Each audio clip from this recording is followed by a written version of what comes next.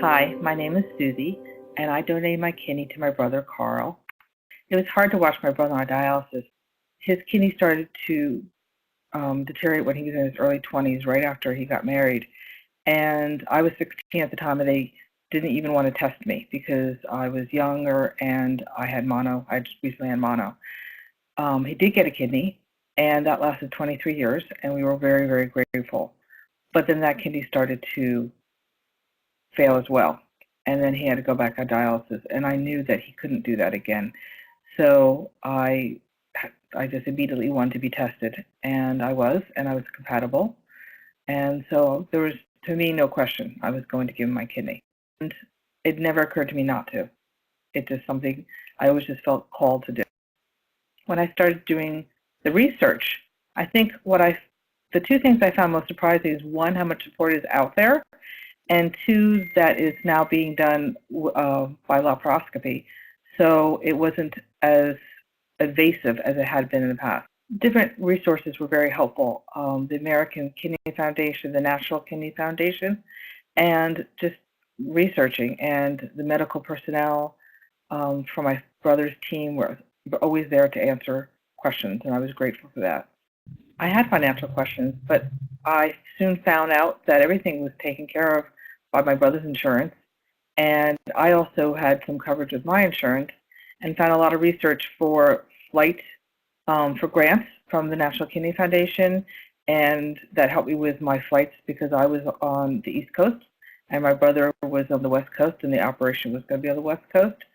So just by researching and getting information, it was incredibly helpful. I had a great support team.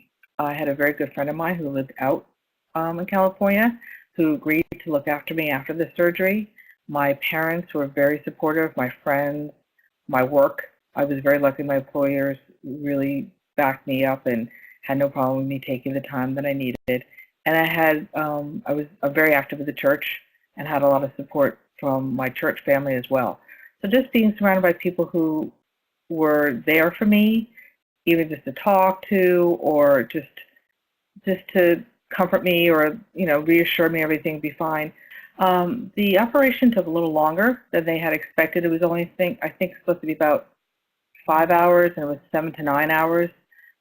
Even though they had mapped out all that section of me, apparently there were a few things in places they didn't expect, is what they told me.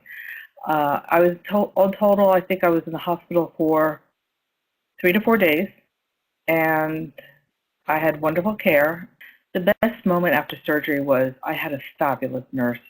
She was kind but firm, and the second day, the day after the surgery, they want you to get up to walk around as soon as possible. And so she said, we're going to get up, and you're going to do a walk down the hall.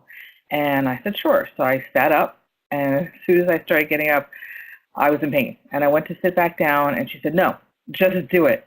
And because she was just firm, but in a caring way, I did it. I got up, and I don't think I would have recovered as quickly or easily if I didn't have such a wonderful nurse. So I'm grateful to the staff of the hospital.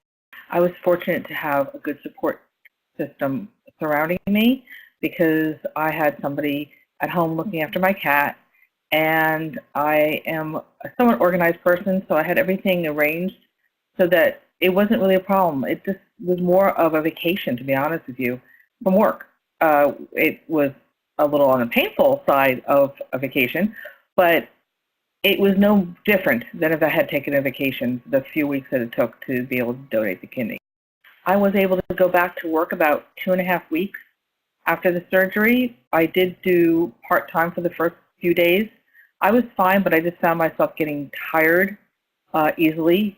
And I would say about within 3 weeks to a month, I was feeling myself again without any problems. The only thing I noticed, there was some pain. I would have ghost pains where the incision was for about the next few months, but it wasn't anything noticeable. It wasn't that bad. Every once in a while, I would just feel something. After donating the kidney, my health was the same, no different. The only thing I had to watch out for was they don't want you to take a lot of NSAIDs, which are like Advil and Aleve. So my doctor actually found a anti-inflammatory, which I need because as I'm getting older, I have arthritis, that has low NSAID, and it's just as effective. So that was the only thing.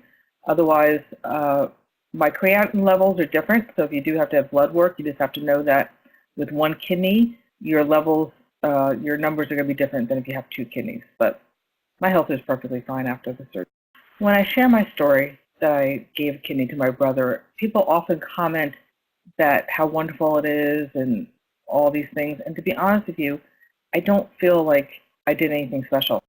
I think what surprised me about the procedure was that at the beginning, at the time, it was more painful than I had expected, to be honest with you. But that also is that kind of pain where it goes away quickly. It's intense for about a week, but then over time, you just forget about it. It's not an issue.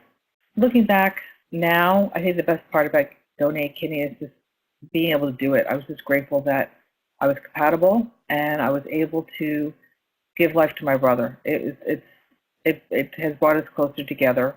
One of the things I discovered about myself was how strong I was. I had had one surgery before, and so I wasn't completely scared about it, but it's always, a major thing. And I really never doubted that this was the right thing to do or that I could do it, and just reinforced the strength that I knew I had inside.